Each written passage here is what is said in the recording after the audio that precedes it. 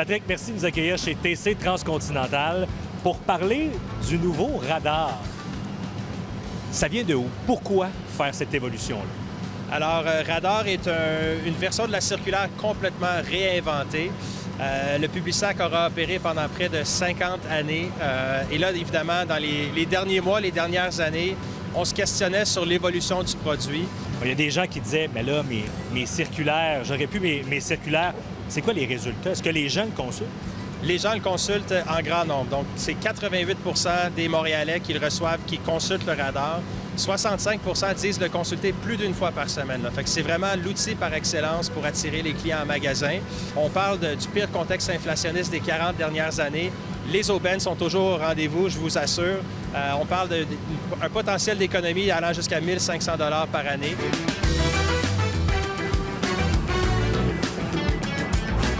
Est-ce que c'est vraiment plus écologique que les circulaires qu'on surveille dans le Publisac? Radar est un exemple incroyable d'éco-conception parce que on prend finalement le contenu du Publisac, on réduit le papier de 60 donc pas 4-5 là, 60 de réduction du papier et on élimine le sac de plastique. Et après ça, bien, finalement, on vient le récupérer, le recycler et retransformer en d'autres produits. Donc le papier journal peut être réutilisé pour faire des cartons, l'isolation pour les maisons, entre autres. Fait que c'est vraiment un bel exemple d'économie circulaire au Québec. On va en imprimer combien par semaine? Donc, aujourd'hui, on est à un peu plus d'1 million d'exemplaires sur le Québec, principalement dans la grande région de Montréal. Et d'ici la fin avril, bien, on va se retrouver à 3,6 millions de copies. Donc, c'est vraiment tous les Québécois qui vont bénéficier de radar d'ici le printemps. Et là, c'est pas le même radar qu'on va recevoir si on habite à Baie-Comeau ou à Montréal. Effectivement. Donc, c'était très important pour nous d'offrir une flexibilité aux annonceurs, mais aussi d'offrir du contenu qui était personnalisé, localisé pour les consommateurs. Donc, on a plus d'une centaine de versions de radar qui sont imprimées à chaque semaine. On parle d'environ 25 à 30 000 portes par version, ce qui permet finalement aux annonceurs de venir cibler leur quartier souhaité et même de jouer avec le contenu dans leur page pour vraiment assurer un excellent retour sur investissement et aussi une pertinence pour le consommateur.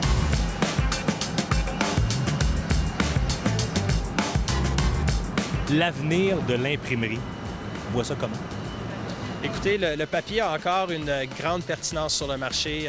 Les détaillants, d'ailleurs, en ce moment, on le voit, il y a une croissance parce que ça reste l'outil par excellence pour attirer les gens en magasin.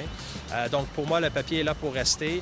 Et encore là, avec Radar, c'est qu'on vient innover de manière importante. Donc, on n'avait pas vu beaucoup de changements depuis presque 40-50 ans.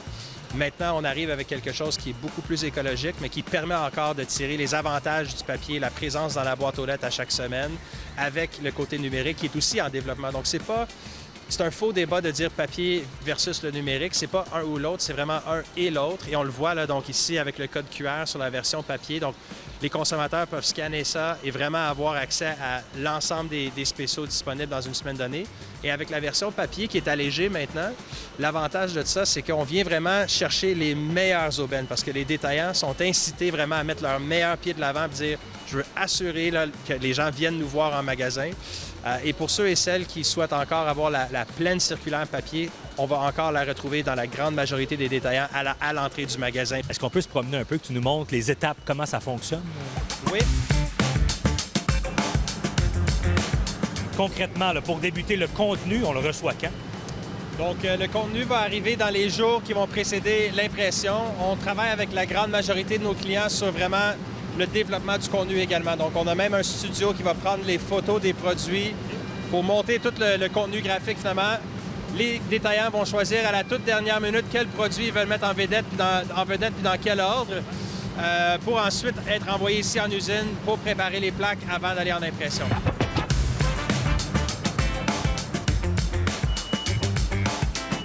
Patrick, quand on voit les rouleaux de papier, on comprend que c'est ici que ça commence. Tout part avec le papier vierge, évidemment. Donc, le papier qui va rentrer en dessous de nous en ce moment, là, de la plateforme. Et là, va passer ensuite dans la presse en tant que telle. Là. Donc, on a les tours de la presse. Je vous parlais tantôt des versions de radar. Donc, chaque fois qu'on change de version, on va arrêter la presse, on va reconfigurer pour la pagination, pour le contenu qu'on peut y trouver. Et après ça, bien là, ça part. Fait que là, on vient à poser l'encre sur les pages. Donc, imprimer une version de radar, donc environ 25 000 copies, là, ça peut prendre combien de temps? Bien, Encore là, ce qui est difficile de quantifier, c'est vraiment toute la préparation, là. Donc, une fois que la presse, elle roule, elle va sortir en, on va dire, une vingtaine de minutes ou quelque chose comme ça.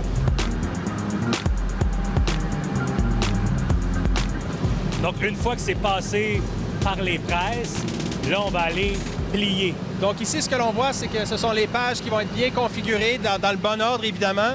On va sortir de presse ici, donc en demi-pli si l'on veut, et ça va sortir comme ça et passer de l'autre côté de l'usine où on va venir faire ce qu'on appelle le quart de pli, là. Donc le plier à nouveau, ce qui permet à Radar d'avoir le format épuré, bien adapté aux besoins de Post Canada et des boîtes aux lettres. La distribution va se faire effectivement mardi, mercredi, jeudi en fonction des différentes régions de la province.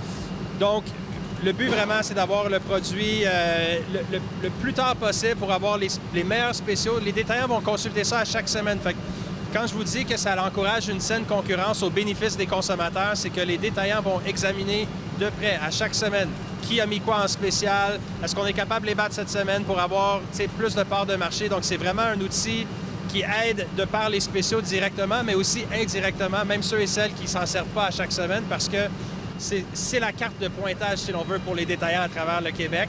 Patrick, merci beaucoup pour la visite. Merci pour la visite.